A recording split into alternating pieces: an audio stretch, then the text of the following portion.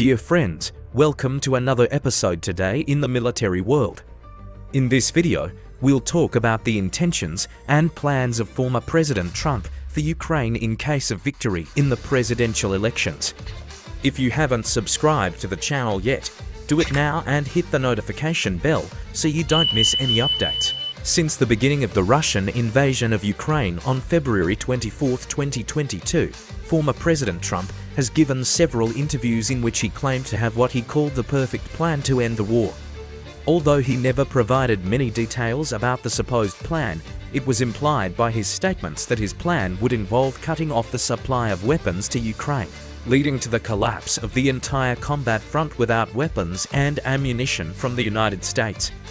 Russia would then be able to advance, with Putin annexing all the territories he desires. Through the defeat of Ukraine, the war would end. This was Trump's grand plan to bring peace to this corner of Europe, a plan that, as one might imagine, pleased the Russians and pro-Russians while displeasing the pro-Ukrainians and, generally, almost all members of the alliance.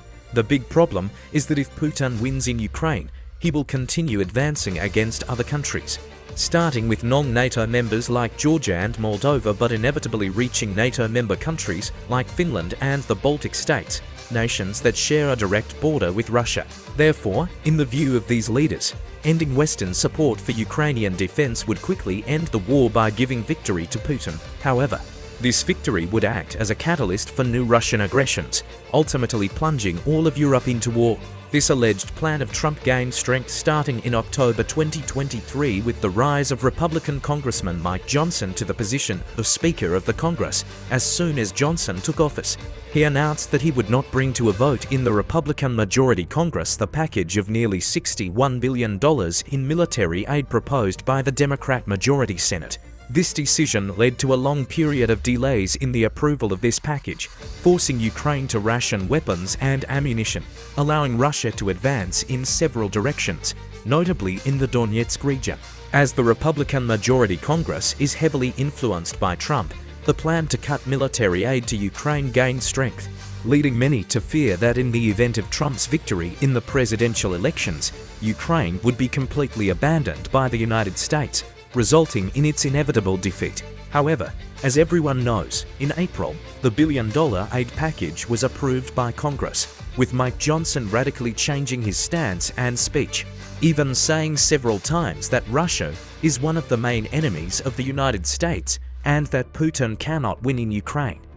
The only way to prevent this is by continuing to send military aid to Kyiv. The change in posture of Congressman Mike Johnson, along with the 101 votes in favor in the Republican caucus of 213 members that allowed the approval of the billion-dollar aid for Ukraine, seems to indicate that Trump's plan for Ukraine is not exactly what many think.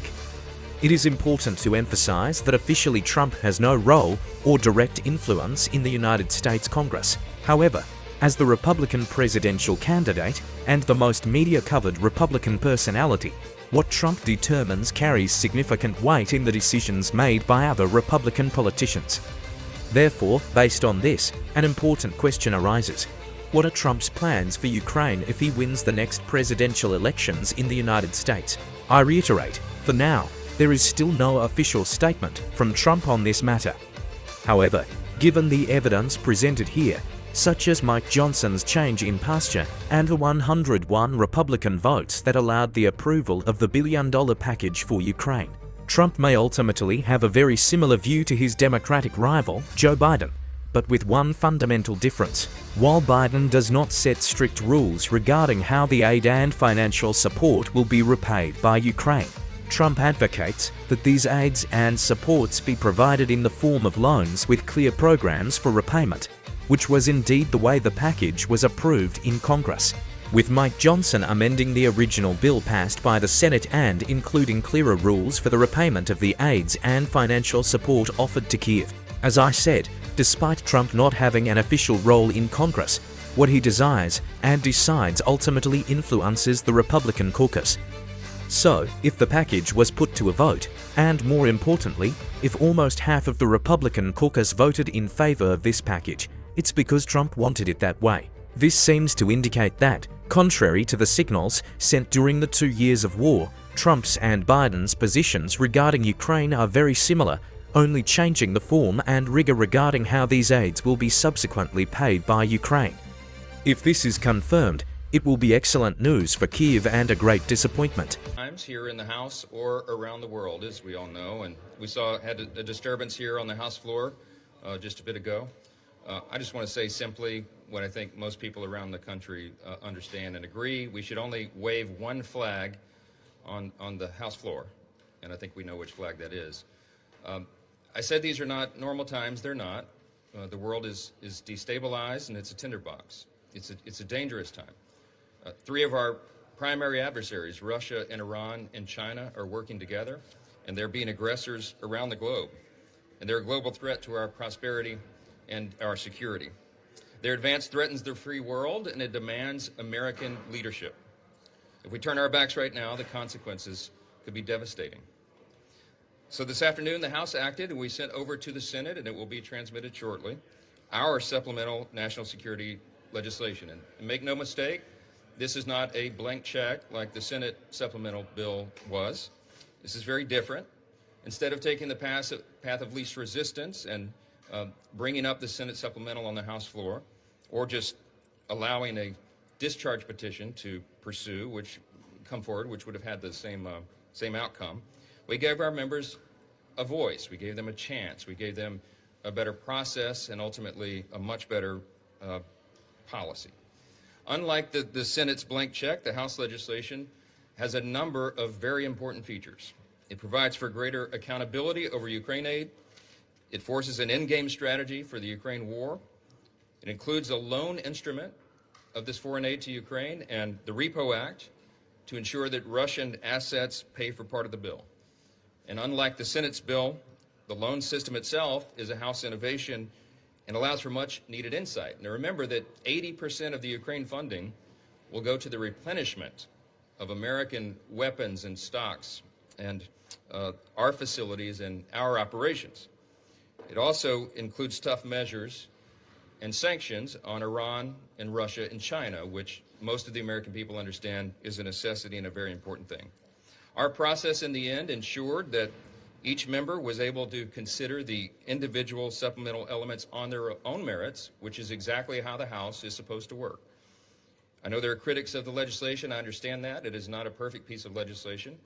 We're not ensured that in a time of divided government and in a time where there are lots of different opinions. But there is no question whatsoever that the House has made many strong improvements to the Senate bill, and the product that we've sent over there is much better. This package, I will note, because it's very important, also includes national security priorities, and many of them, but it is the only way that we could have gotten Democrats to support aid to Israel, and that's a fact.